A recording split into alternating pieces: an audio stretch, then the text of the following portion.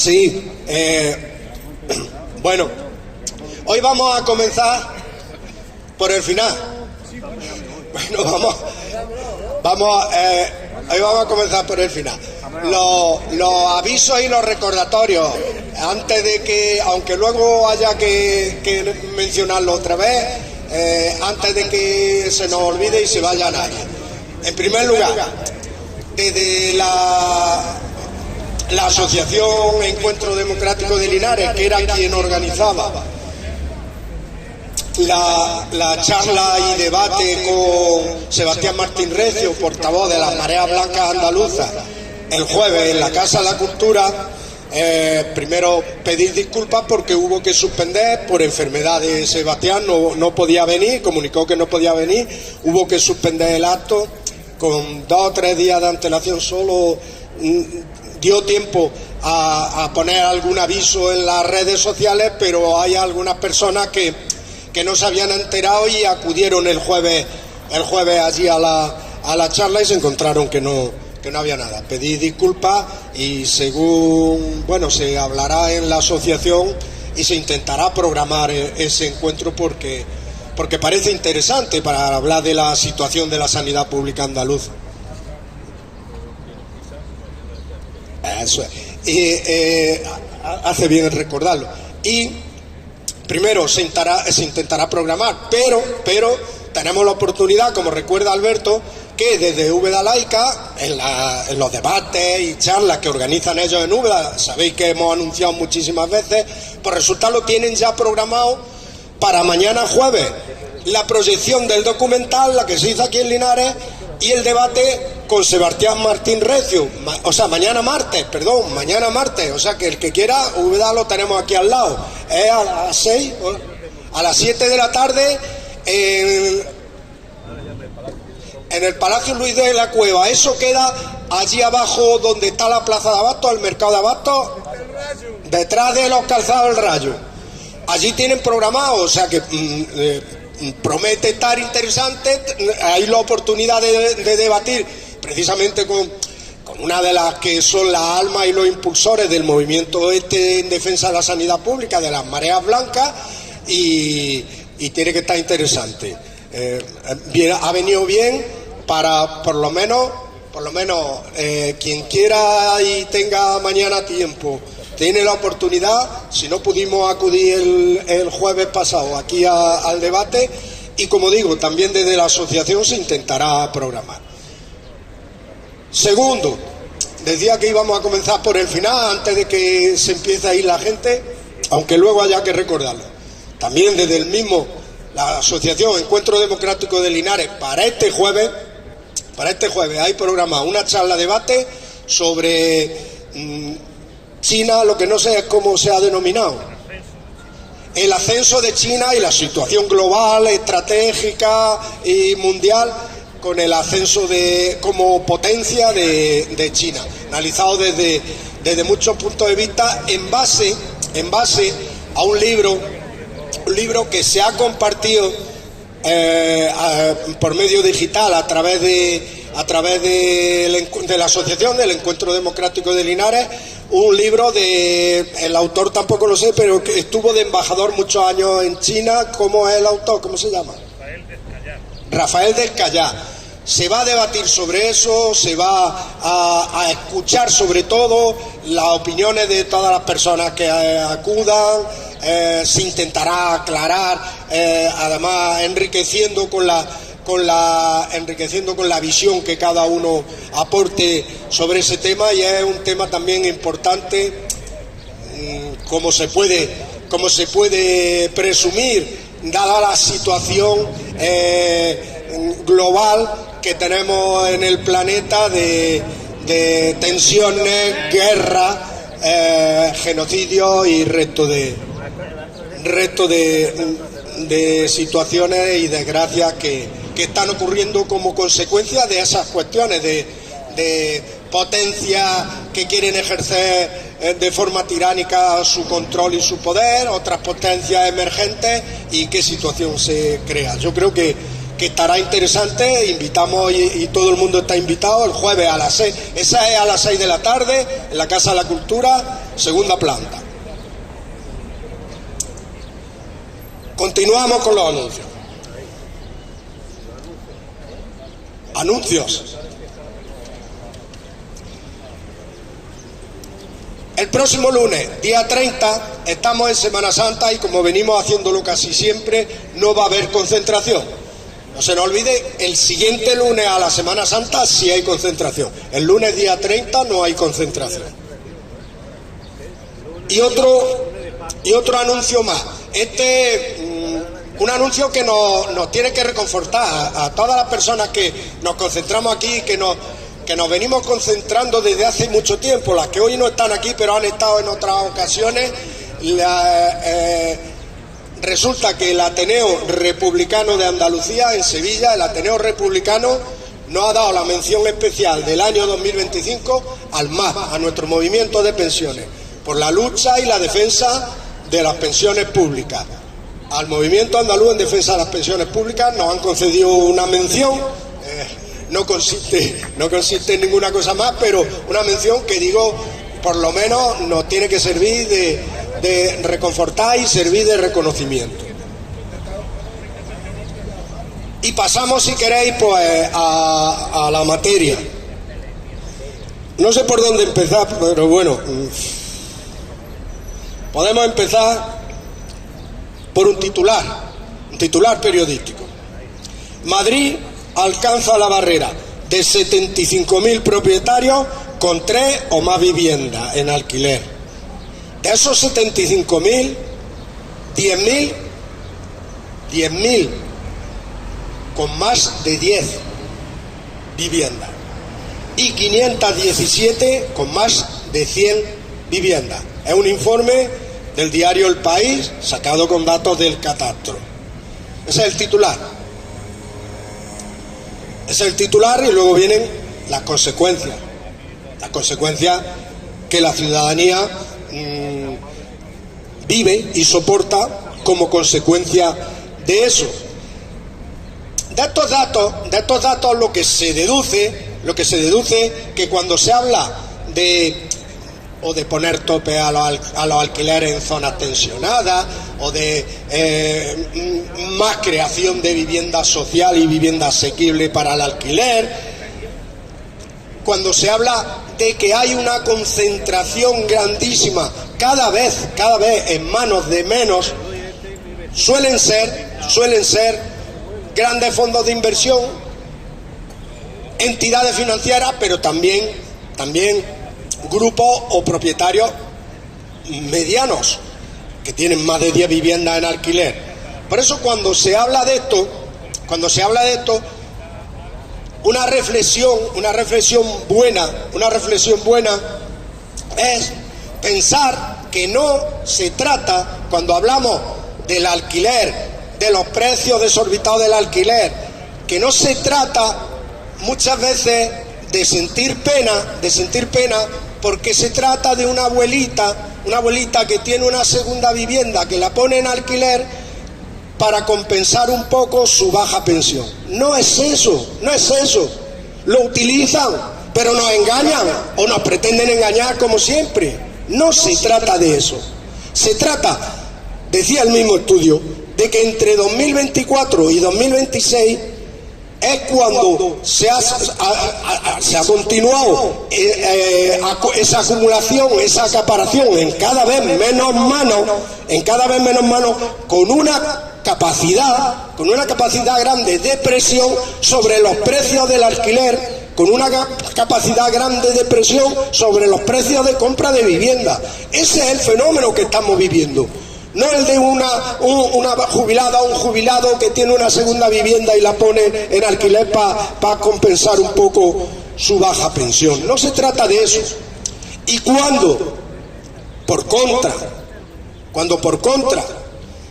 determinadas formaciones políticas dicen que eso ni tocarlo, que no se puede tocar el mercado de la vivienda, que no se puede tocar el mercado del alquiler, que no se pueden topar precios, no están defendiendo a esa abuelita, Está claro a quién están defendiendo, que lo tengamos claro. Están defendiendo a los grandes fondos de inversión inmobiliaria, a las grandes entidades financieras, están defendiendo a los poderosos, que nos quitemos las máscaras.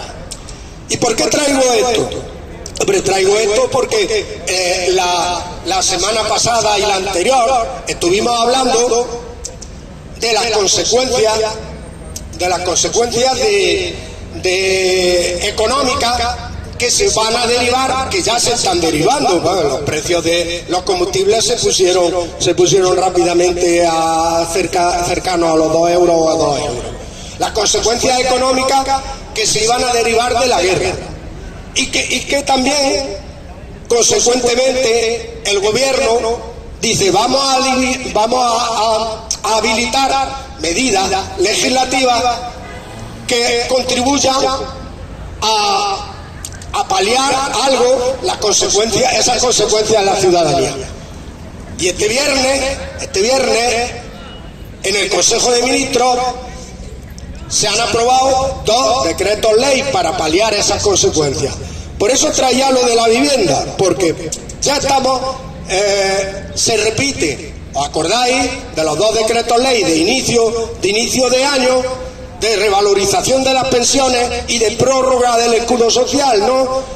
Que venían en un decreto ley que lo tumbaron algunas formaciones políticas,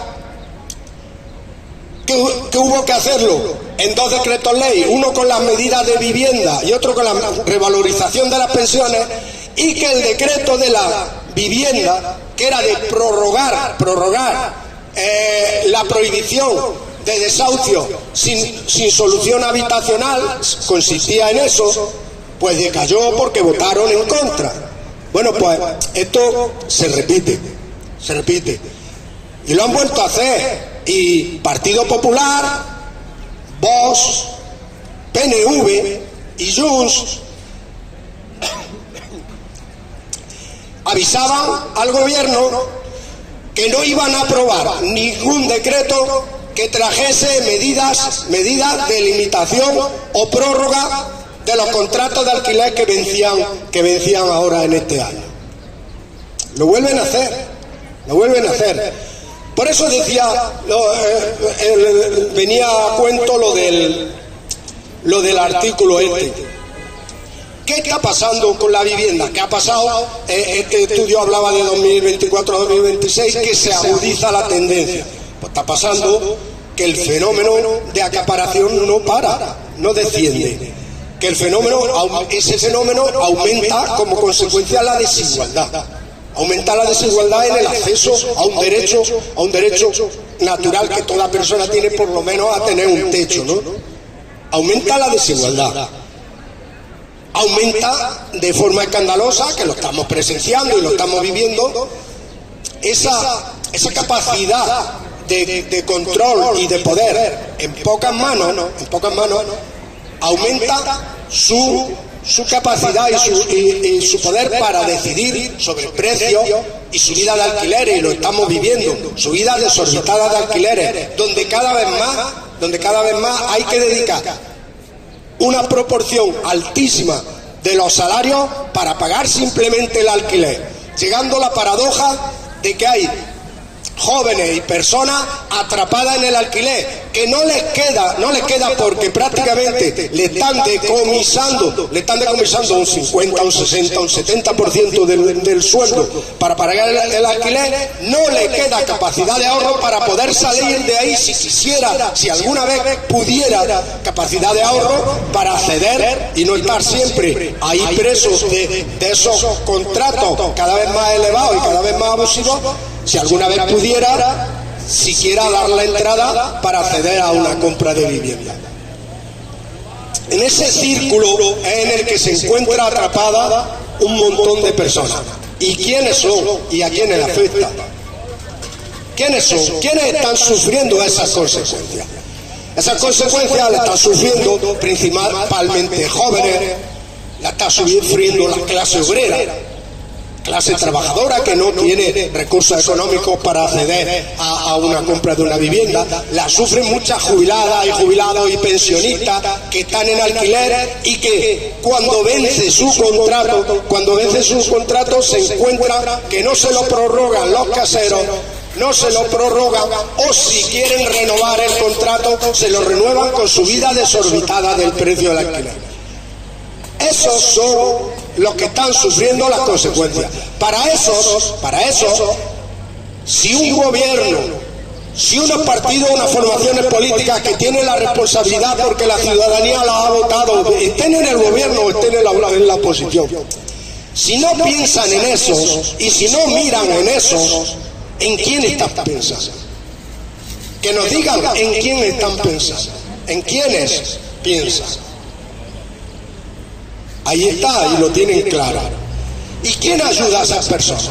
Pues la ayuda podría venir en cierta medida, porque como decía, este viernes en el Consejo de Ministros se aprobaron 2 decretos ley, pero separándolos para evitar que se repita otra vez lo mismo, lo de primeros de año. Separando, por un lado, un decreto con medidas fiscales y energéticas para paliar los efectos de la crisis en la economía, y otro decreto con medidas de vivienda.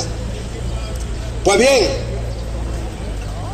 el decreto de medidas de vivienda, que es por donde he comenzado a hablar, decreto de medidas de vivienda solo recoge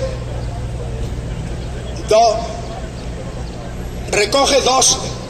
medidas fundamentales: prórroga por 2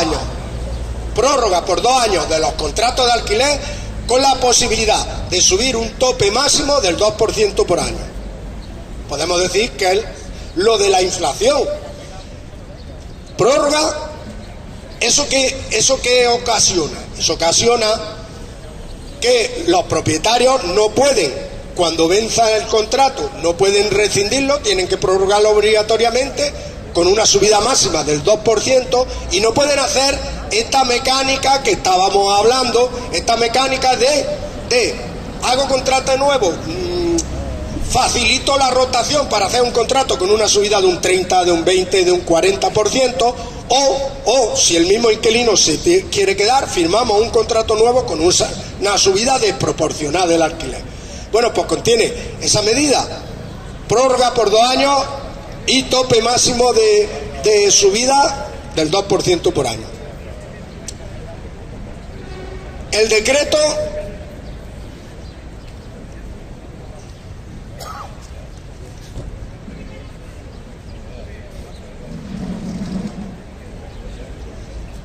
aquí lo tengo. El decreto de las medidas para paliar los efectos económicos e inflacionistas que se están produciendo y se pueden producir y se pueden aumentar con motivo de la guerra, de la invasión de Israel y Estados Unidos, de la agresión de Israel y Estados Unidos a Irán, y la consiguiente extensión a todo el Oriente Próximo. Bueno, pues ese decreto contiene fundamentalmente medidas de rebajas fiscales. ¿Os acordáis el debate que tuvimos el lunes pasado aquí, y no sé si fue el anterior también, sobre las rebajas fiscales y las rebajas de impuestos en algunos productos y en algunas materias? Pues bueno, este decreto contiene la rebaja del 21% al 10% del IVA en los carburantes y el gas, la supresión del impuesto especial de hidrocarburos. Contiene también 20 céntimos por litro de bonificación adicionales para los sectores más afectados, como transporte, agricultura, ganadería y pesca. Contiene rebajar el IVA del gas también y la electricidad, del 21 al 10%. Contiene rebajar el impuesto especial eléctrico del 5% al 0,5% nada más. Hay que recordar, por eso decía que si os acordáis del debate y las intervenciones de José Valentín, de Antonio Martínez, las que tuvimos aquí, de las consecuencias y cómo afectan, y la efectividad de estas medidas. Tenemos ya la experiencia de las medidas que se tomaron similares, las medidas que se tomaron como consecuencia de la crisis inflacionaria de la guerra de Ucrania. Resulta que esas medidas no se vieron luego trasladadas a los precios. Se rebajó incluso el IVA a algunos productos de primera necesidad, algunos alimentos de primera necesidad, y en algunas cadenas alimentarias se notó un poco en los primeros días. A los 3 o 4 días o a los 10 días estaban absorbidas ya por los precios. Esas medidas no se notaban. Este es el decreto que los partidos Popular, Vox, Junts, PNV dicen que sí están dispuestos a aprobar. Este sí les gusta, este sí están dispuestos a aprobar.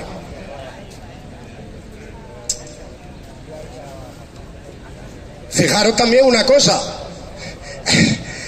para corroborar lo que estamos diciendo, si alguien quiere alguna evidencia, como consecuencia de esa bajada de IVA del 21 al 10, de suprimir el impuesto especial de hidrocarburos y tal, las medidas se publicaron en el BOE el sábado y entraron en vigor ayer, y nos decían que el litro de carburante tendría que bajar 30 céntimos.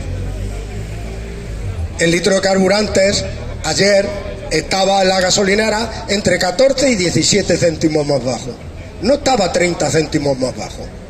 ¿Por qué? Porque le está dando un poder grandísimo de absorción de esas rebajas fiscales a empresas multinacionales que tienen una capacidad de control oligopólico, 3 o 4 empresas, una capacidad de control oligopólico, perdón, ya me he liado, sobre los precios, para fijar los precios.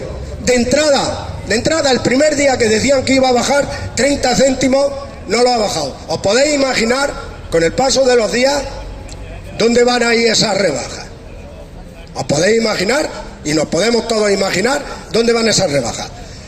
Por eso es importante saber a quién defienden estos partidos, a quién defienden y a quiénes defienden PP, Vox, Junts y PNV.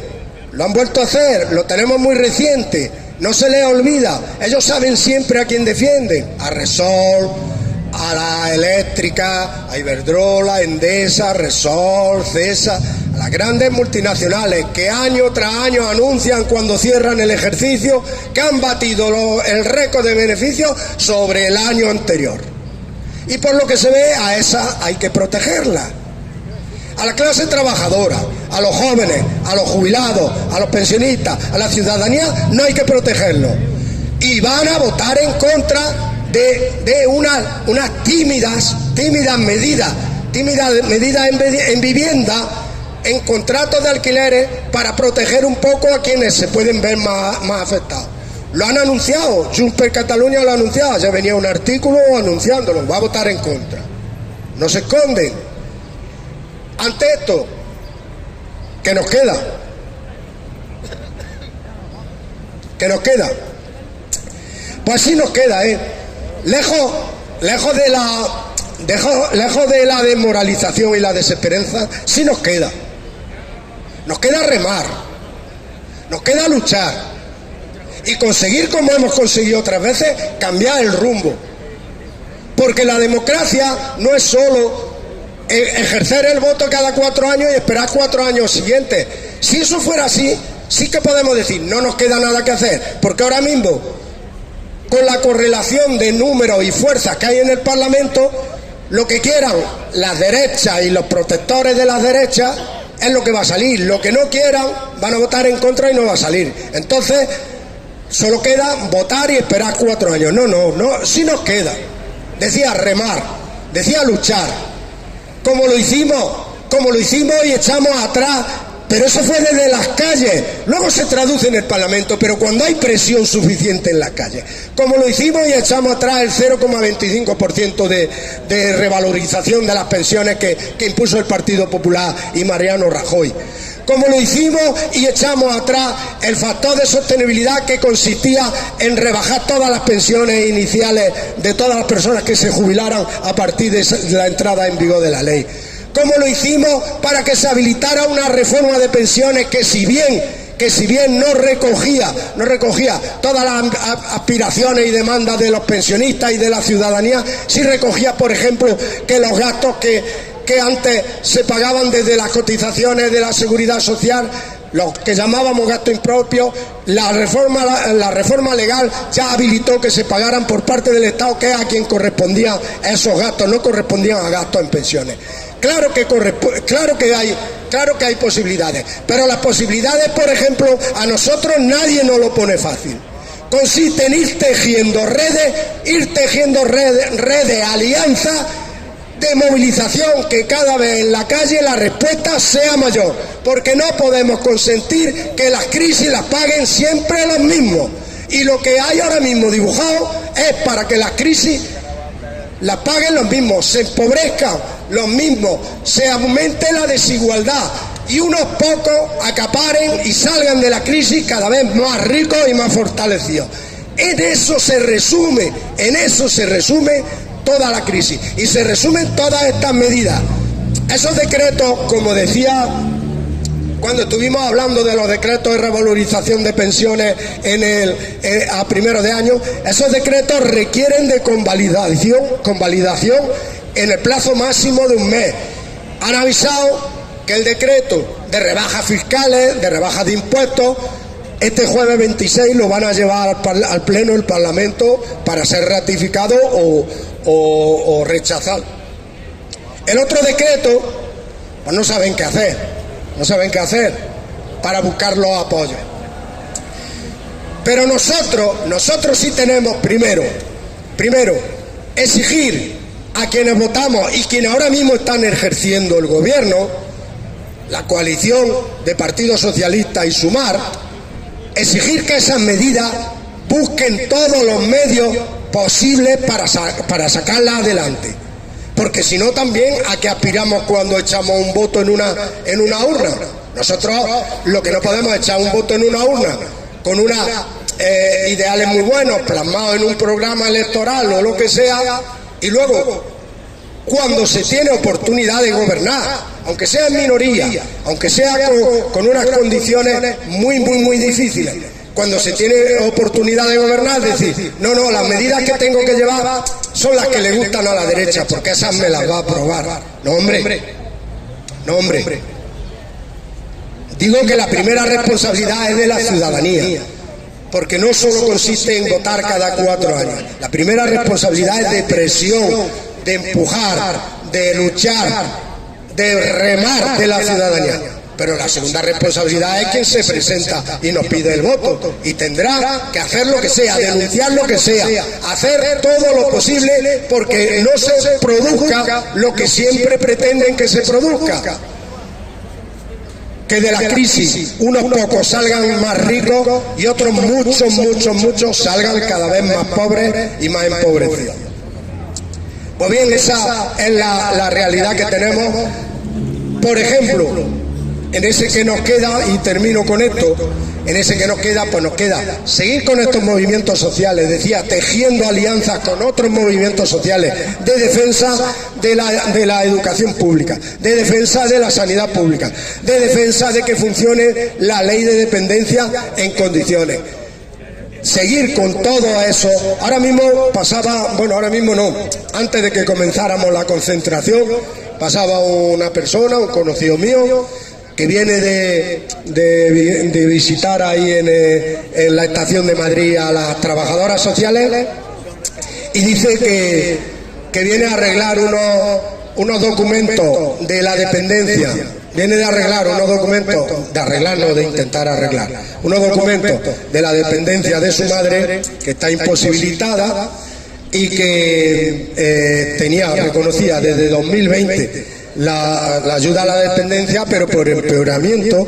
En 2023 solicitaron revisión. En septiembre del año pasado, del 25, fueron a valorarle la revisión. A fecha de hoy, todavía no le han dado lo llaman la API o algo así, decir las medidas y los apoyos que le van a otorgar. Digo que viene de intentar arreglarlo porque ha ido ahí y le dicen que no, que tiene que pedir cita telefónica. Dice, si llevo 4 días intentando la cita telefónica y no me cogen nunca por teléfono. Ese es el panorama. Y decía, ¿qué nos queda? Yo creo que es la pregunta que nos tiene que interpelar a todos. Decimos, ante esta situación, ¿qué nos queda? Pues algo. Decía que algo nos queda, porque lo que no nos va a quedar es bajar los brazos mansamente y decir que hay que aceptarlo, que hay que aceptar esta injusticia. Nos queda revolvernos y luchar contra esta injusticia, uniéndonos, tejiendo alianzas, como decía, y demás. Ahora, luego después quería también que tratáramos una cuestión de la situación de la sanidad pública andaluza, pero ahora si queréis dejamos un tiempo para que hable. ¿Tú querías hablar? ¿Sobre qué querías hablar? Dinos. Bueno, pues aquí mismo. Si quieres te doy un inalámbrico o lo que usted quiera, yo creo que así está bien. A ver, habla. Buenos días. Buenos días, ciudadanos y ciudadanas de Linares. Yo solo quiero puntualizar un poquillo, porque él ha dicho ya muchas cosas que están muy bien. Yo veo que este sistema lleva muchos años esclavizándonos y que cada vez pagamos muchos impuestos y cada vez vamos pagando más.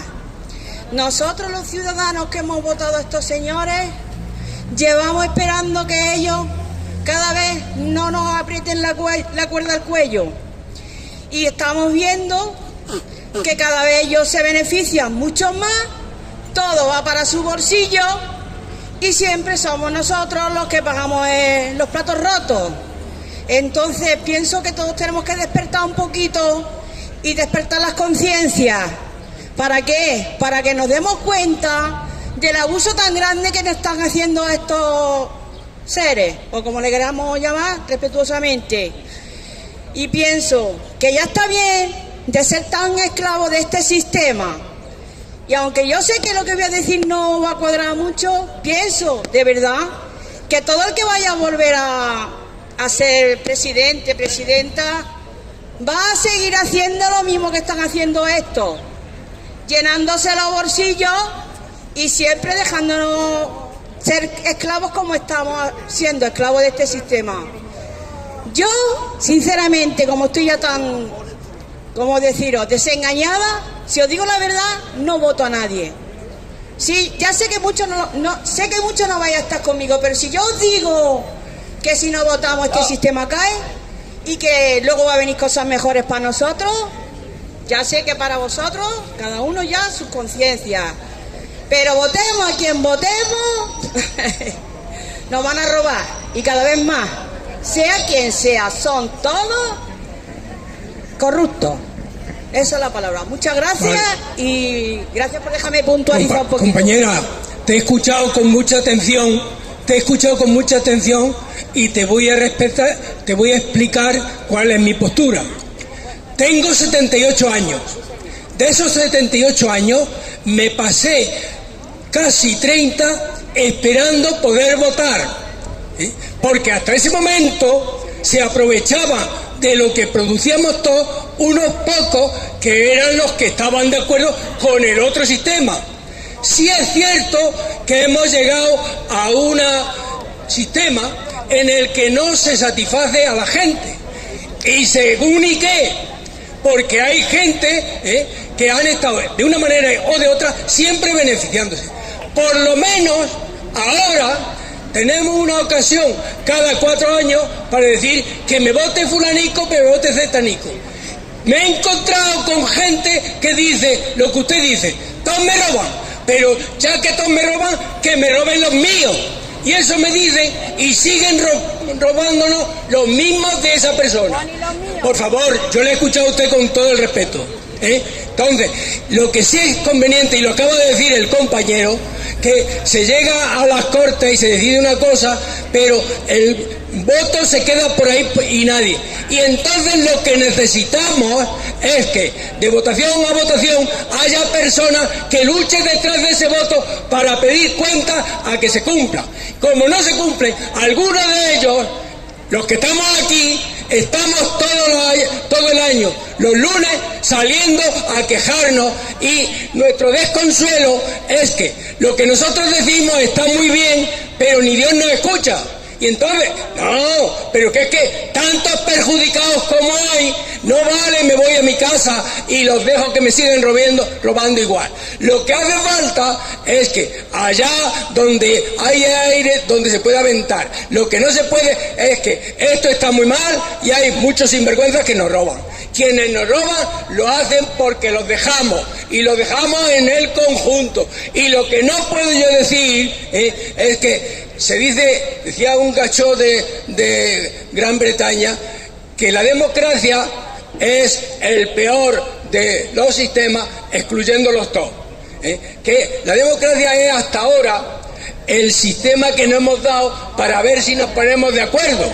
Lo que ocurre es que, como arriba como aquí abajo, cada uno tira para su esquina y decimos que muy bien, pero luego no hacemos nada.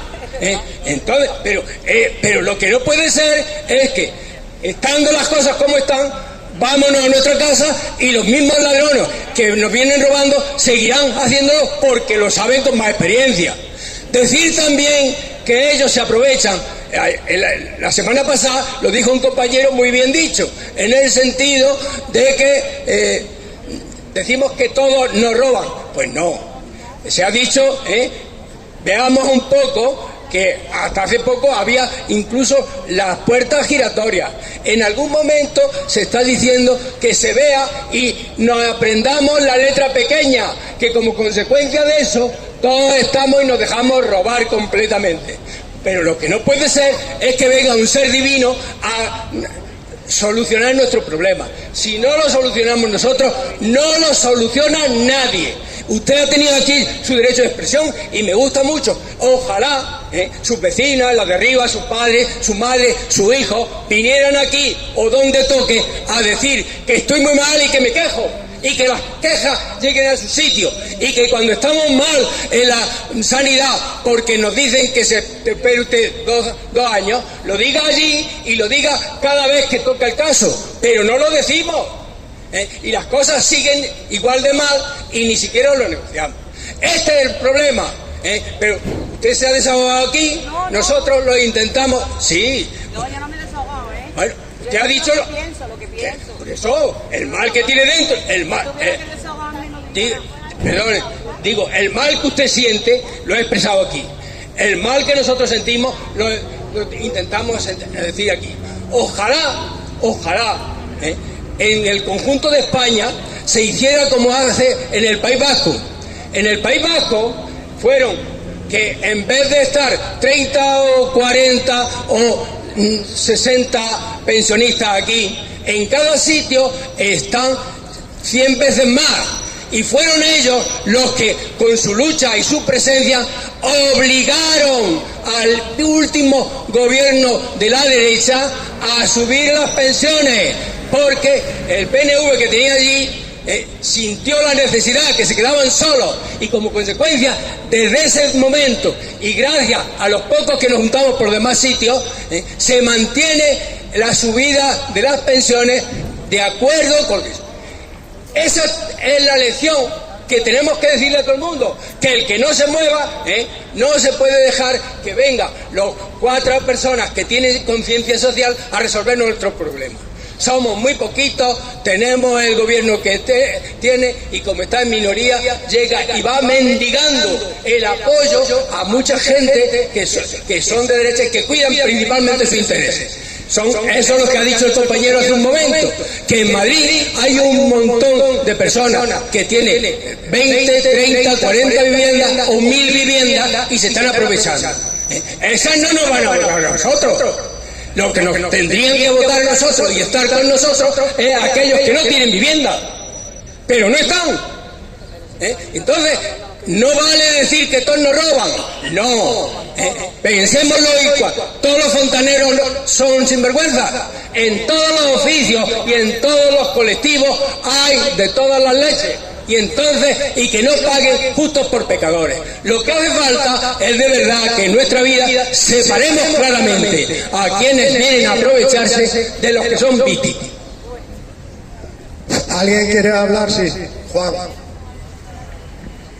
Sí, yo ya que se está hablando del tema de robo y tal, quiero recomendar de los medios de comunicación de hoy, la prensa de hoy, pues dos noticias que son bastante significativas de lo que se está hablando, ¿no?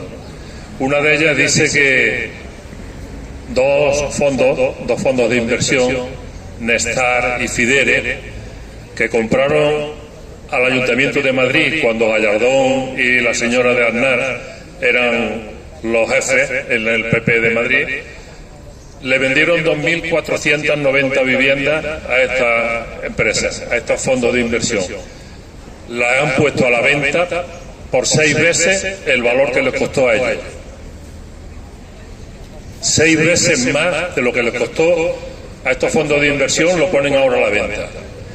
Pero hay otra noticia más de otro fondo de inversión que seguramente hemos oído muchas veces en los medios de comunicación, que es Blackstone, un fondo americano con capital seguramente de todo el mundo, que tiene 30.000 viviendas en España. Tiene 30.000 viviendas en España. Y tiene bloques de los que le compró también a la señora de Aznar, a la señora Botella, y los vende ahora también.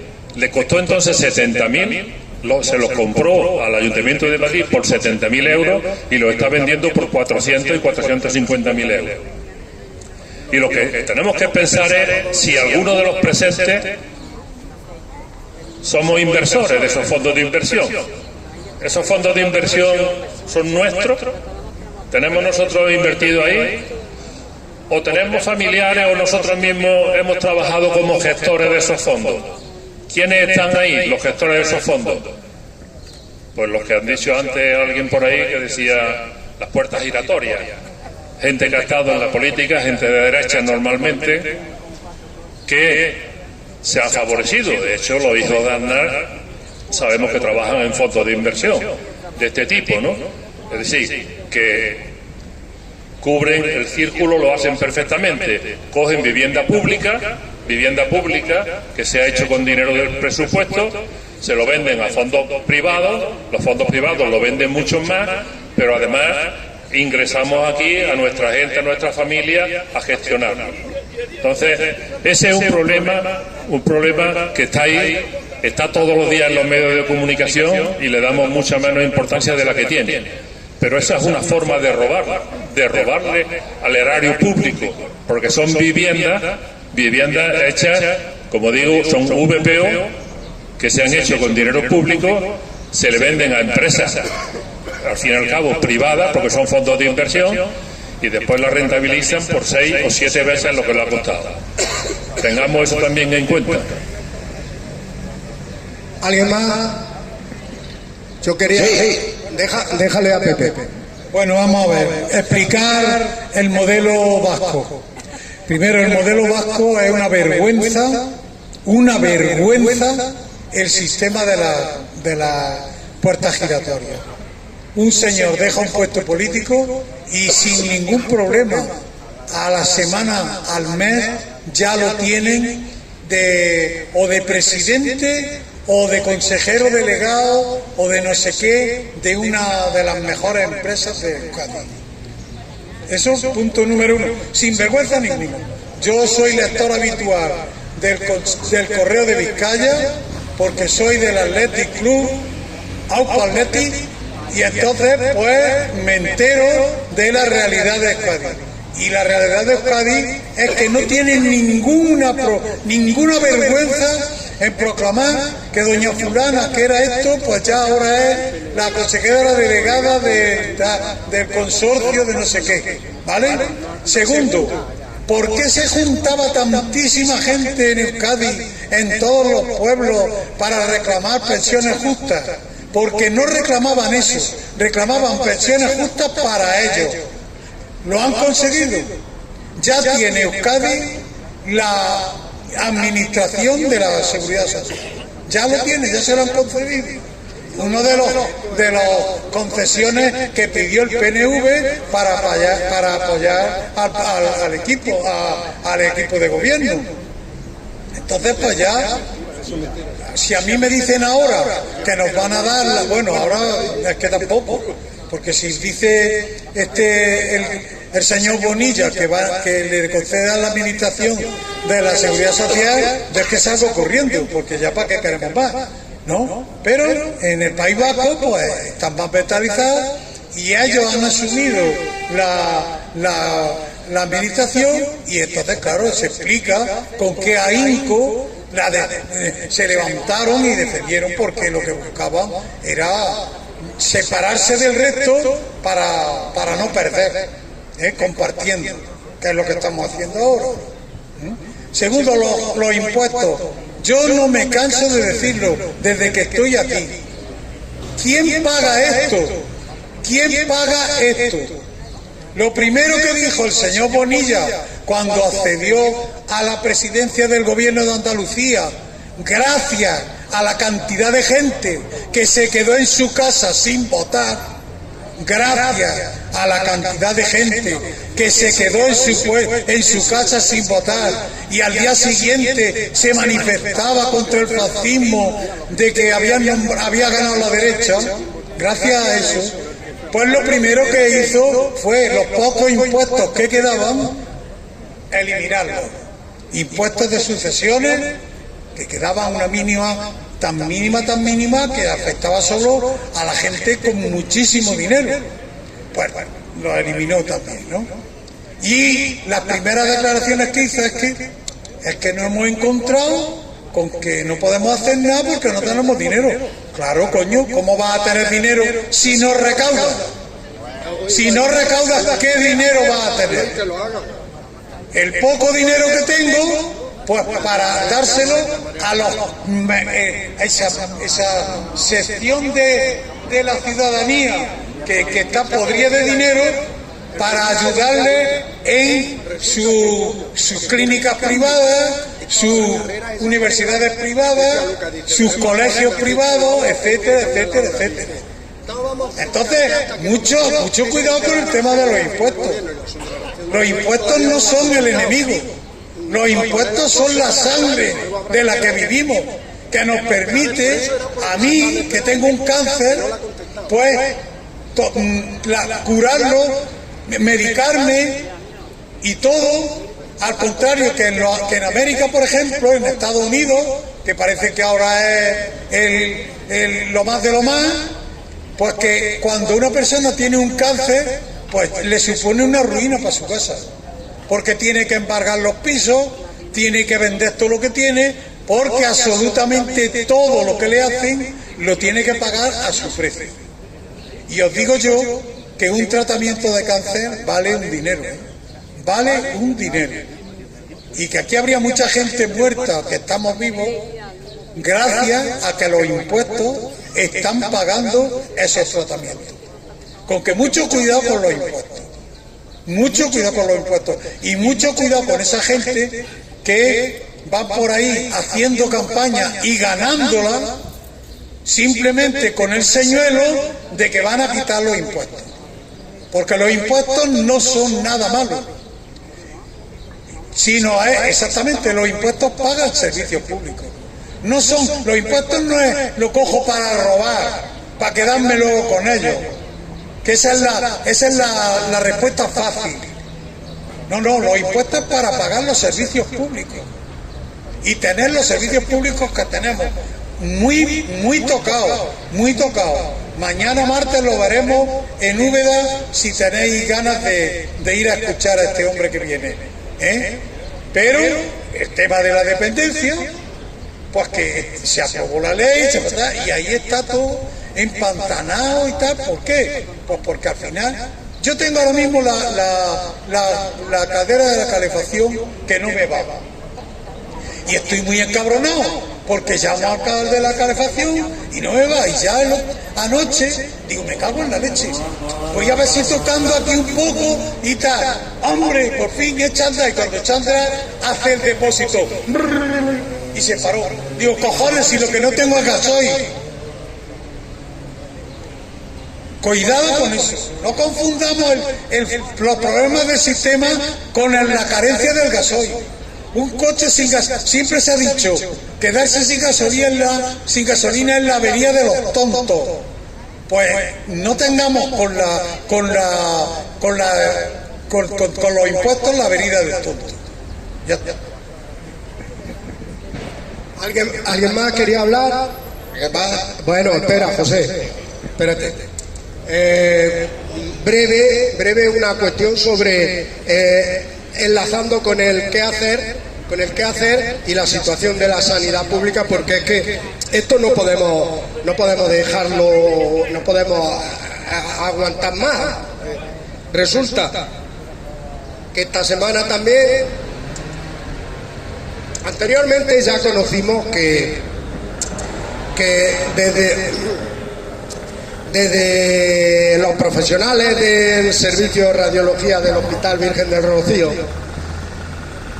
se comunicó que en 2023 habían enviado un informe interno al Servicio Andaluz de Salud diciendo que se estaban dejando de realizar 6.000 mamografías, que se estaban dejando de realizar la mamografía de comprobación después de que había salido en alguna resultados no concluyentes o resultados sospechosos por falta de profesionales, y que se estaban dejando de realizar en 2023.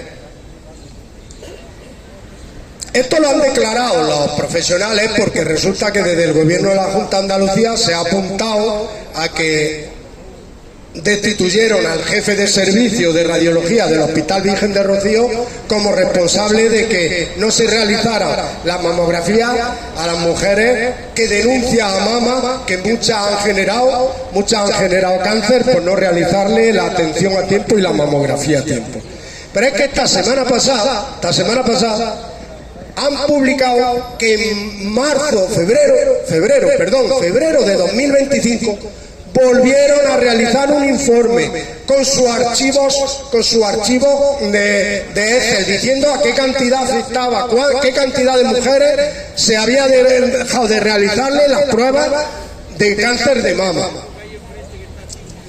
Lo cual quiere decir, primero, que desde el Servicio Andaluz de Salud lo sabían, no digan que no lo sabían, y seguía pasando. ¿Le importa la salud? Nada. Resulta que las anteriores consejeras, una de ellas, la última destituida por esta cuestión, lo sabía. Y seguía pasando, y no tenía. Si no salta el escándalo porque la asociación Amama pone el grito en el cielo por lo que le estaba pasando, lo sabían y seguía pasando. Resulta también, es muy importante fijarnos, porque Moreno Bonilla dice en unas declaraciones en el Parlamento, decía,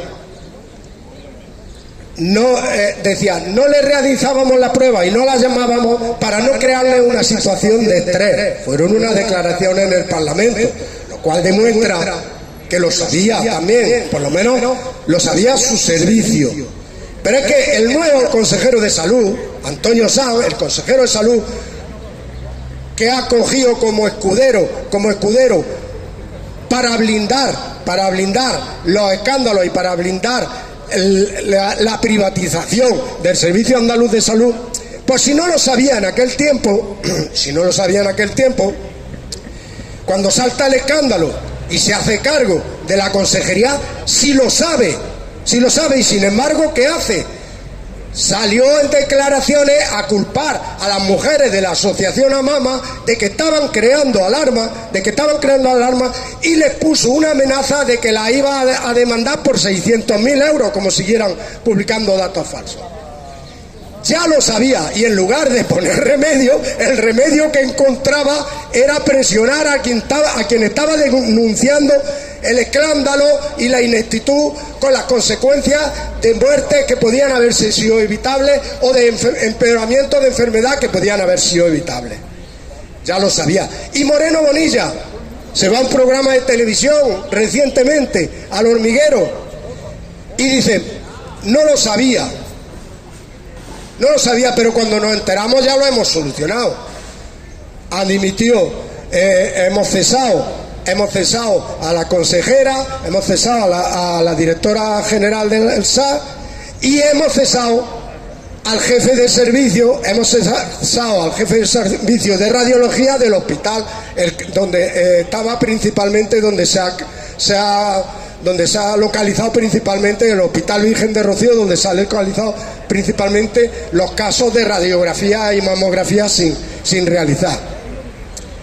Dos mentiras. La primera, la de que no lo sabía. Lo sabía cuando declaró en el Parlamento eso. La primera. La segunda, apuntar a los servicios de radiología cuando no han tenido más remedio que saltar porque los están apuntando a ellos como culpables. Y entonces hemos conocido esos dos informes. Entonces, dos mentiras, culpar a los servicios de radiología que, defendiéndose, no han tenido más remedio que defenderse, y han sacado informes y fechas en las que ellos estaban comunicando que tenían un problema gravísimo y que había que solucionarlo, y nadie puso solución. Y lo enlazo con él. Ante esto, ¿qué hacemos? Ante esto, ¿qué hacemos? Pues lo que vamos a hacer, y lo que tenemos que hacer, lo que ha dicho Antonio, movilizarnos y que seamos más, y movilizarnos el 12 de abril denunciando la situación de la sanidad pública andaluza, pero que seamos cada vez más, que vayamos tejiendo unidad y alianza, porque no hay otra solución. Amigos, este camino no es fácil, este camino es muy difícil, es además lento, produce resultados lentos, no todos los resultados que tú los puedas trabajar con toda la ilusión, pero es el único camino. El resto es como dice Antonio: nos vamos todos a nuestra casa, nos quejamos mucho y nos siguen engañando, explotando, y además sin resistencia cada vez van a agudizar más la acaparación y la desposesión de servicios públicos, y los van a privatizar cada vez más. Ese es el camino. Entonces, ¿qué hacemos? Pues tenemos claro el qué hacemos, y tenemos que ser cada vez más, y tiene solución, porque además, ojo, ya había dicho, es un camino lento, es un camino ingrato, es un camino que hay que trabajar mucho, pero es el único, es el único, y el que hemos demostrado otras veces, que da resultados, y proporciona resultados, y además es el único. El resto, pues esperamos 4 años, como quien maneja todas las herramientas de medios de comunicación, de opinión pública, de cualquier chantaje, de cualquier otro engaño y medio, trabajará para los siguientes 4 años procurar salir. Si no se les desenmascara, si no se les exige desde la ciudadanía, pues esperamos 4 años, vamos a la urna, o nos quedamos desencantados los que se queden desencantados, vamos a la urna. Y después, si no sale un gobierno que quiera hacer una política o políticas más que favorezcan más a la mayoría, políticas más justas socialmente, pues nos vamos a nuestra casa y esperamos otra vez hasta otros 4 años. Ese no es el sistema, ese está demostrado que no es el sistema. El sistema es el otro que estamos mencionando aquí. Antonio. Sí, se me había olvidado antes que al hablar de la vivienda, el problema es antiguo. Se conocía en los barrios que venían señores con frac y se les llamaba asustaviejas, porque precisamente a aquellas personas que no tenían medios para defenderse se asustaban y le vendían o se salían de sus viviendas por 2 perras gordas. Como consecuencia de eso, hacían el mismo trabajo que hacen ahora los bancos, porque los bancos aquí están muy mal que alguien venga a quedarse en tu casa. No nos damos cuenta de que hoy los ocupas son fundamentalmente esos fondos de inversión de los que hemos hablado. Esos son los que están ocupando las viviendas que debieran ser. Otra cuestión que queda importante, y es que recientemente, esta semana o hace poco, salió un listado de los cargos sanitarios que han estado compatibilizando el trabajo dentro de la sanidad pública con la sanidad privada. Y es ahí el manejo permanente que se tienen haciendo. En Madrid, con la señora líder de la privatización de la salud, lo hace de una manera, pero aquí don Juanma, el agradable, lo hace de otra. Está con los fichajes permanentes de un sitio a otro para que los trasvases se hagan con suavidad y que parezca que tenemos un presidente del pueblo. Bueno, hoy ya vamos a dejar que hay mucho tiempo los recordatorios. ¿Vale? Los recordatorios. Mañana martes, compañero, pero yo voy a decir ya la última palabra. Compañero y compañera. Moreno Bonilla. Dimisión, Moreno Bonilla. dimisión, Moreno Bonilla. dimisión. Ahí está, compañero y compañera. Vamos. Mañana martes en Úbeda a las 7 de la tarde. Proyección del documental Salud nos responde, con el coloquio y el debate con Sebastián Martín Recio en Úbeda, el Palacio Luis de la Cueva, a las 7 de la tarde. Y este jueves en la Casa de la Cultura, en la segunda planta, charla, debate sobre la emergencia de China, en la Casa de la Cultura, a las 6 de la tarde. Y nos vemos el lunes 8 de abril, próximo lunes. El lunes no hay concentración, lunes 30 no hay concentración. Lunes 6 de abril. Nos vemos el lunes 6 de abril.